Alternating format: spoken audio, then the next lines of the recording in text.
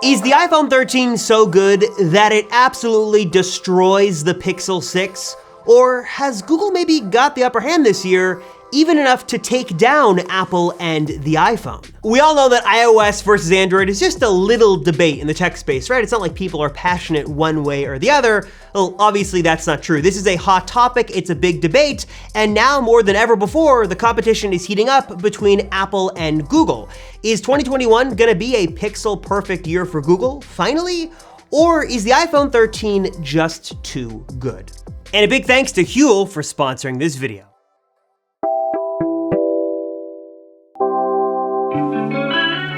The story of Apple versus Google is a tale as old as time itself, or at least it feels that way in the tech space. Obviously, this relationship between the two companies is very long and complicated, and long even predates the iPhone. Apple and Google have been working together in one form or another for decades. But it's hard to argue at the same time that since the iPhone sort of burst onto the scene in 2007, that their relationship didn't change, because it definitely has changed over the years. They're now both in the smartphone hardware business and the smartphone software business, and they both want to be your smartphone of choice, though they still do sort of work together behind the scenes to make the other a whole lot of money. If you want to know more about the very complicated relationship between Apple versus Google, or I guess Apple and Google, hit the video link down here or up here. The history of Google's smartphone strategy, though, is fascinating because they did things very untraditional and very un-Apple-like. In fact, they kind of almost did the opposite. While Apple sort of built the iPhone and the iPhone operating system in a very closed, sort of walled garden environment,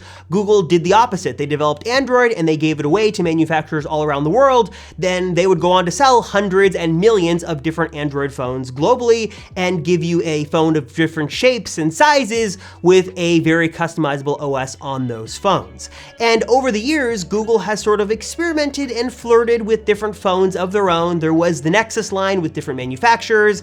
There's been the Pixel line. Things have always just been a little different with Google. Obviously, Apple took their own approach and developed the iPhone in a very closed environment. They made the software, they made the hardware, they were very interested in controlling as much of the phone experience as possible, and obviously that has done very, very well for them. They are a very sort of mega-rich company these days. The iPhone certainly revolutionized not only smartphones, but even revolutionized Apple as a company, and it's sort of been their main product, their bread and butter, so to speak, for years and years. A lot of their resources have gone into making the iPhone hardware and software the best it can be. And although Apple worked on many different projects, the iPhone always sort of remained at the top of the list and the top of the mind for consumers, because that's what they wanted people to know all about. Google, on the other hand, has been a very different company with very diversified interests. They're a software company, they're a hardware company, they're a search company, they're an ad company. Google has sort of many different spinning plates going all at once, and there's a lot of different things that many employees have to focus on, and many have argued that the Pixel line and even the Nexus line to an extent has always suffered because of that. Google could never really give their main attention to their phone because they had so many things going on at once, and because of that, their smartphones have sort of suffered in a way. And despite Google's top-tier talent and their very deep pockets, the future of the Pixel line has always been a little unknown. The phones always come out year after year, and some years are obviously better than others, but despite their huge push in marketing and R&D investments and their millions and millions of dollars on advertising, the Pixel phones have never really been a smashing success. Some years have been better than others. They've sort of experimented with a lower tier offering with the A line. No one really knew what the fate of the Pixel line was until the Pixel 6. They're doing things differently with this year's Pixel lineup. They are doubling down their efforts in software and hardware.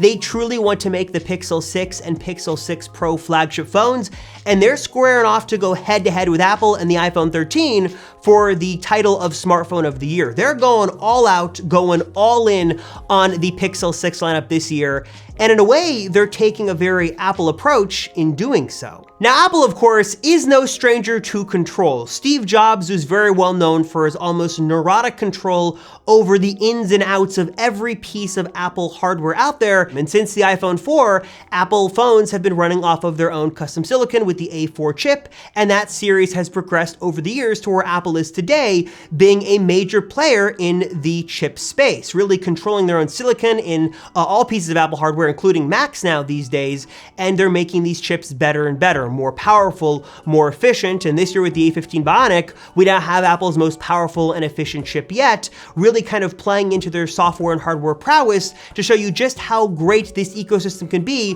when you can control the software and the hardware. When you can optimize the two to work together, you can get a really incredible phone that is both powerful and efficient and really can just about do anything. Before we continue with more of this iPhone Pixel drama, let me take a quick break and show off a really awesome and also really delicious product made by this video's sponsor, Huel. Now, to be fully transparent and to give you guys a little insight into my life, I've personally never been the best with my eating habits. I love to eat, I love to snack, and after losing about 100 pounds a few years ago, I'm more conscious now than ever about the foods that I eat. I want to have a balanced diet and a nutritious diet, but I also want meals that are easy to prepare, and that's sort of where the magic of Huel comes in. Let me introduce you to Huel Black Edition. It's a nutritionally complete meal that is high in protein and low in carbs. It's 100% plant-based and vegan, and is super easy to make. Now, I'm sure like many of you guys, I have never personally been the biggest breakfast eater. Usually I don't have a bunch of time. I've got a million things on my mind and things to do, and I just don't have the time to make something balanced and nutritious, but that's sort of where Huel Black Edition checks all the boxes. Huel Black Edition comes in a wide variety of delicious flavors, like salted caramel, vanilla, banana, peanut butter, plus many, many more. But personally, my favorite is this one, the coffee caramel. It tastes so good, and it is so easy to make. You pour in some water, you add in 2 scoops of your flavor of choice, you give it a good shake, and you're good to go. All of this takes like 30 seconds. And today is a great example of one of those days where I'm running out the door in the morning, I've got to come into the studio to film, but in 30 seconds I've got my Huel Black Edition made, I've got it in my nice container here, I've got it with me here in the studio, and I'm good to go. Huel Black Edition contains 27 essential vitamins and minerals and 0 artificial sweeteners. It tastes delicious, it's super easy to make, plus it's cost effective too. From $1.73 per meal, it's less than a cup of coffee. I am just a huge fan of Huel Black Edition. I really love it. I know you guys will love it as well. So if you want to check it out for yourself today and learn more, hit the link right down below in the description, or head to my.huel.com/theapplecircle to learn more today as well. And let me know down below your favorite flavor of Huel Black Edition. They've got the classics like vanilla and chocolate, but also peanut butter. They've got banana, strawberry shortcake. I'm getting hungry all over again. I'm a huge fan of Huel Black Edition. I just love it. I know you guys will love it as well. So again, learn more at the link down below or by going to my.huel.com/theapplecircle.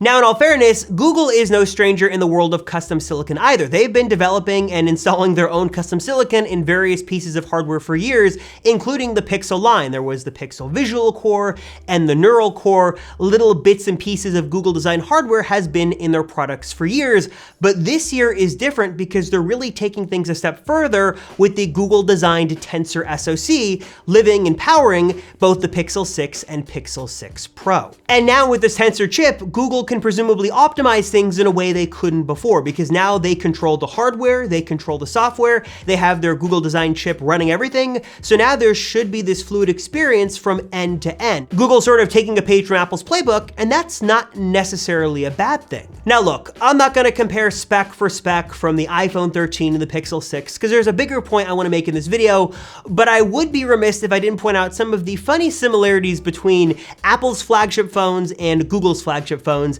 that are more similar this year than really they ever have been before. First things first, Google is going back to a 2-phone system here this year with the Pixel 6 and Pixel 6 Pro, which is a very familiar naming scheme when you look at the iPhone 13 and the iPhone 13 Pro. Obviously, Apple doesn't own the Pro and regular naming scheme, though it is kind of funny to see. Also, Google's high-end Pro phone, the Pixel 6 Pro, will have some professional features that the regular Pixel doesn't have, like a telephoto lens, a higher refresh 120Hz display, and more RAM. Also very similar to the iPhone 13 Pro versus the iPhone 13. And last but not least, Apple obviously has the iPhone upgrade program, which gives enthusiasts the chance to get the latest and greatest iPhone every year on sort of a monthly installment plan with the iPhone upgrade program. And now Google looks to be doing something similar as well with the Pixel Pass with the Pixel 6. It looks like Google is going to give Pixel enthusiasts the opportunity to basically pay a monthly fee and get the latest and greatest Pixel phone with some other goodies in there as well. Sort of sound familiar, right? I know we can't really say that one company owns all these things, but it is sort of funny that Apple and Google are a little bit more similar this year than they really have been in the last few years. The more I think about the iPhone 13 and the Pixel 6, the more I come back to one thing in particular, and what's especially interesting this year in 2021, and that is Apple and Google's philosophy, because it almost sort of started to change in recent years. For example, for many years, Apple was very concerned about selling as many iPhone units as possible. Of course, they made a lot of money on iTunes and in-app purchases and the App Store and games and rentals and stuff like that. Apple services were a big deal, but selling iPhones was really more important. At least that was the case for many, many years. Google, on the other hand, could afford to lose some money on the Pixel line and really have that be sort of a loss leader for them, because that wasn't the point. The point was getting as many people on Google apps and services as possible and keeping them sort of stuck onto the Google platform, because that's really where Google made their money. They weren't really making their money off of hardware, they were making it off of user information on apps and services, while Apple was really making a lot more money off of iPhone sales. But that has sort of started to change here in 2021. This year, Apple has a lot of streaming services that they would love people to subscribe to. Yes, of course, they want to make great iPhone hardware, they want people to buy iPhones, but I'm sure they would also love to have people subscribe to Apple TV Plus and News Plus and Apple Music and Apple Arcade. They would love to bolster those subscription numbers and get many of their users on their streaming services and really make that a much bigger platform for them. It's growing, but I'm sure they would like to make it even more. Google, on the other hand, is taking a different approach with their phones as well. Obviously, they want people on Google apps and services, but they really want to make a flagship phone. They want to make a smartphone worthy of being in your pocket, and they want to make the best Android phone possible. So they're sort of putting their software to the side a bit and focusing much more on hardware, making a radically different designed phone, different models, giving us the best cameras, a Google design SoC.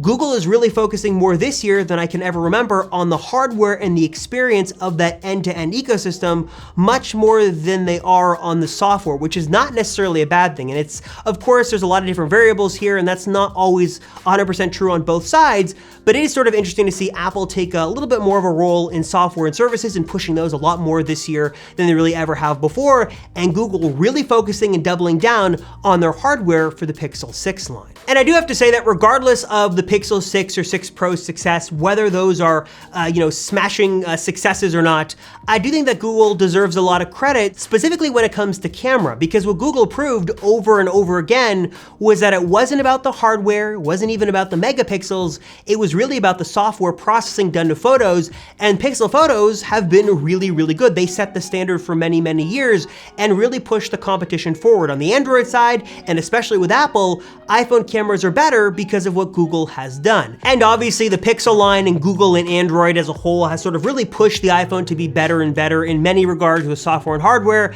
but at the same time, Apple has also pushed Android to be better as well, and has even pushed Google to be better as well. And I think what Apple really proved, despite a lot of the critics, is that this end-to-end system really does work if done well. It almost sort of seems to work like magic. The photos and videos look great, the seamless ecosystem between different Apple devices always works well, and it's amazing to see their custom silicon progression year after year. It gets better and better, more powerful, more efficient. Apple shows that the system really does work, and this year is sort of proof of that. Google is really taking a page more than they ever have before from Apple's playbook, and Apple deserves some credit for that. At the end of the day, though, we really just don't know how this is going to go, what the iPhone's future is going to be like, what the Pixel line is going to be in the next couple of years. But I do think that credit to where credit is due. Both of these companies have influenced the other. They have pushed the other to be better and better. And I think that no one here is a winner or a loser. I think in the end, actually, if there's one winner, it's us. This competition in the smartphone market, and I guess the tech space in general, is a good thing. It's a healthy thing. And in the end, sort of drives features up, drives prices lower, hopefully, and in the end gives us the best experience possible and really gives us the value of choice. That if you want the latest and greatest from Apple, you want to be in the iOS ecosystem, get the latest and greatest from iPhone that's going to be better and better. But if you want customizability and you want the choice of Android, you want the folding flagship, go with an Android phone and enjoy that ecosystem. It's nice to see the benefit of this healthy competition that in the end is just better for us as the consumer and hopefully is a little bit better on our wallets as well. Anyways, what are your guys' thoughts on the Pixel 6 and the iPhone 13? Is one better than the other? Do you think this is the year for Google to sort of make their mark and become the true Android flagship that everyone has been hoping they would become? Or do you think that this is sort of a last-ditch effort from Google that might not go as planned? What are your thoughts? Let me know in the comments down below. As always, thank you guys so much for watching this video. I really appreciate it. I'm Robert Rosenfeld from the Apple Circle, and I will see you all in the next one.